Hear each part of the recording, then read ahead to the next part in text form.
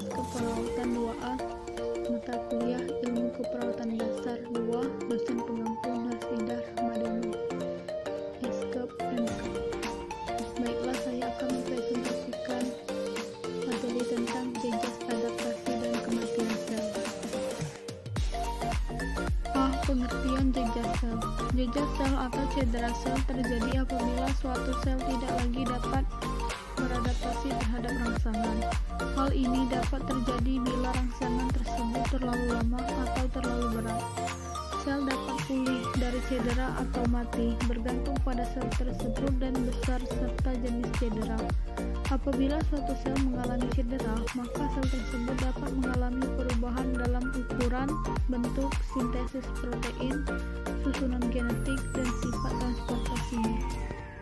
Berdasarkan tingkat kerusakannya, cedera atau jejas sel dikelompokkan menjadi dua kategori utama, yaitu 1. Jejas reversibel atau degenerasi sel adalah suatu keadaan ketika sel dapat kembali ke fungsi dan morfologi semula jika rangsangan perusak ditiadakan. 2. Jejas irreversibel atau kematian sel adalah suatu keadaan saat kerusakan berlangsung secara terus-menerus sehingga sel tidak dapat kembali ke keadaan semula dan sel itu akan mati. B. Penyebab jejas sel. 1.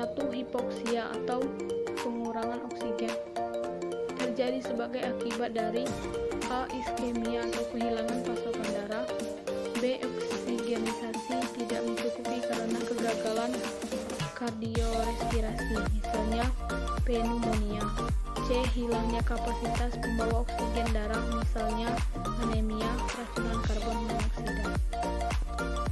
2. Faktor fisik. Trauma mekanik dapat menyebabkan sedikit pergeseran, tetapi nyata, pada organisasi organel intrasel atau pada keadaan lain yang ekstrim dapat merusak sel secara keseluruhan. B. Suhu rendah.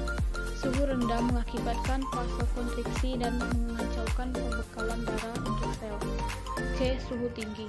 Suhu tinggi yang merusak dapat membakar jaringan, tetapi jauh sebelum titik bakar ini dicapai, suhu yang meningkat berakibat jejas dengan akibat hipermetabolisme. D. Radiasi. Kontak dengan radiasi secara fantastis dapat menyebabkan jejas, baik akibat ionisasi langsung senyawa kimia yang dikandung dalam sel maupun karena ionisasi air sel yang menghasilkan radikal panas. Bebas yang secara sekunder bereaksi dengan komponen intrasel. E. Tenaga listrik. Tenaga listrik memancarkan panas bila melewati tubuh dan oleh karena itu dapat menyebabkan luka bakar dan dapat mengganggu jalur konduksi saraf dan berkaitan kematian karena aritmi jantung. 3. Bahan kimia dan obat-obatan. Banyak bahan kimia dan obat-obatan yang berdampak terjadinya perubahan pada beberapa fungsi vital sel, seperti permaidilitolasis, hemostasis osmosa, atau keutuhan enzim dan kofaktor. Misalnya, barbiturat menyebabkan perubahan pada inti sel karena sel-sel ini yang terlibat dalam degradasi obat tersebut. Bahan kimia dan obat-obatan lain yang dapat menyebabkan jejas sel antara lain: A. Obat terapeutik, misalnya acetaminophen atau Tylenol. B. Bahan bukan obat, misalnya timbalai dan alkohol. 4. Bahan infeksi atau mikroorganisme. Mikroorganisme yang menginfeksi manusia mencakup berbagai virus, rickettsia, bakteri, jamur, dan parasit.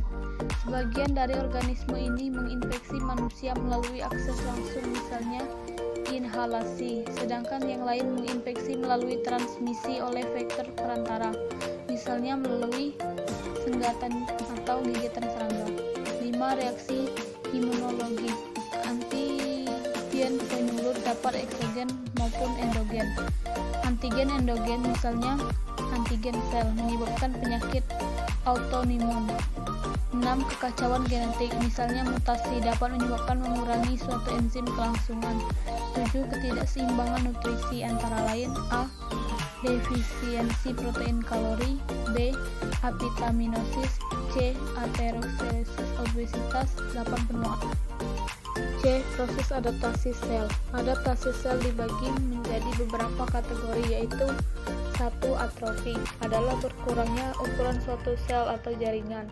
Atrofi dapat terjadi akibat sel atau jaringan tidak digunakan, misalnya otot individu yang mengalami imobilisasi atau pada keadaan tanpa berat atau gravitasi nol.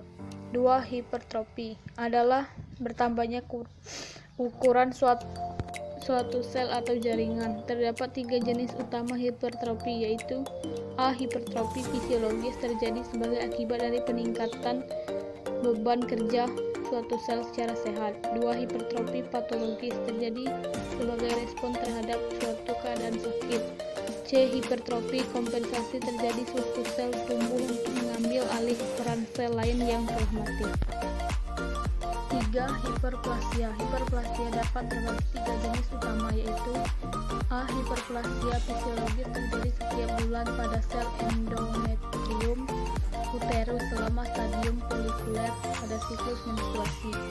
B. Hiperplasia patologis dapat terjadi akibat kerangsangan hormon yang berlebihan. C. Hiperplasi kompensasi terjadi ketika sel jaringan bereproduksi untuk mengganti jumlah sel yang sebelumnya mengalami penurunan.